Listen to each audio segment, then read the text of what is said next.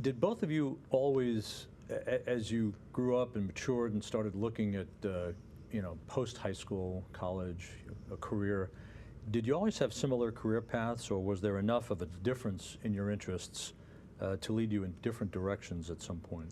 Well, initially there was. I mean, I went to the U.S. Merchant Marine Academy, and Scott actually took a totally different path for a while, going to the I went to the University of Maryland for a year, and was considering maybe, being a medical doctor, but decided, my other interest was maybe flying airplanes in the Navy. Just kind of changed my mind and changed schools and changed majors and decided, to focus 100% on that. So he's actually a year senior to me in the Navy.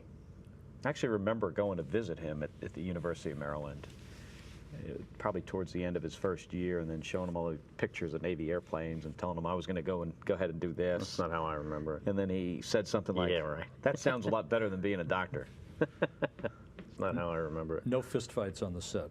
Okay, so for you, Scott, ultimately you wound up with an interest in electrical engineering and ultimately aviation.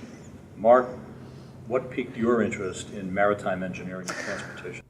Well, we spent a lot of time on the New Jersey shore. My parents always had a boat from the time we were very little. We'd go out fishing. We'd go down there usually for the summer. Not like the TV Jersey Shore. Yeah. So we'd go down there for the summer and spend a lot of time on the water. Later, when we were teenagers, we were able to stay down there in the summer by ourselves on our parents' boat. Not a big boat like in the 35-foot range, but big enough for the two of us to live on. So I was very interested in, seamanship and maritime-related stuff.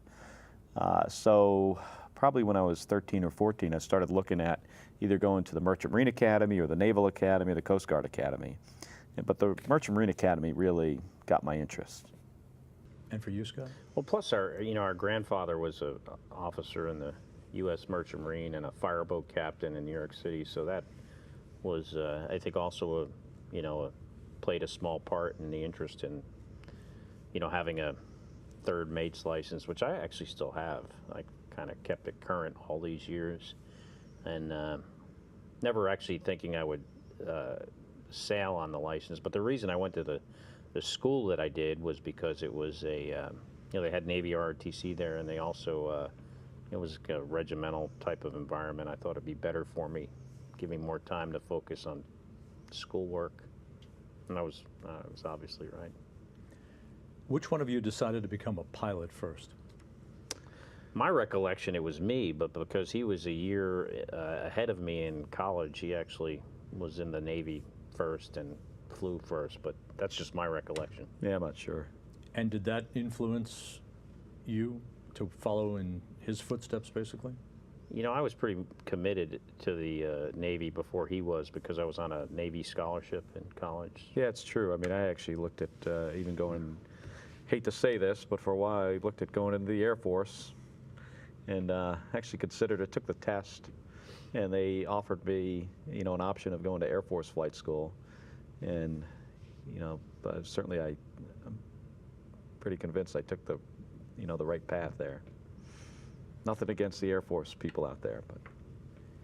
You were both 5 years old when Neil Armstrong and Buzz Aldrin set foot on the moon on Apollo 11.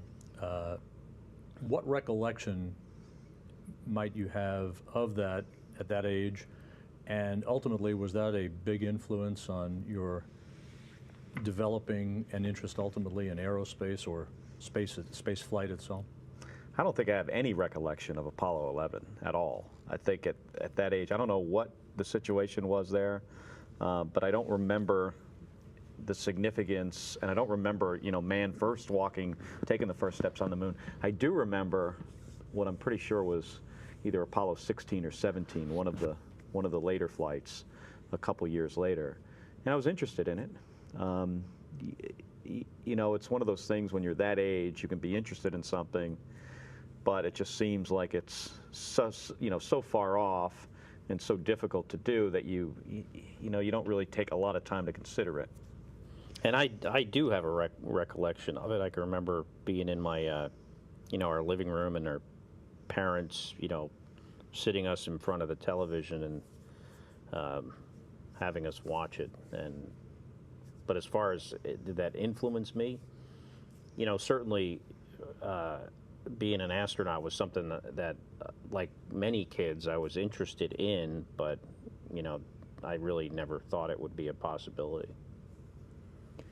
So with that in mind, give us a little background on how you were both selected to join the astronaut corps at the same time, which is unique in of itself, which parallels many other events in your lives together.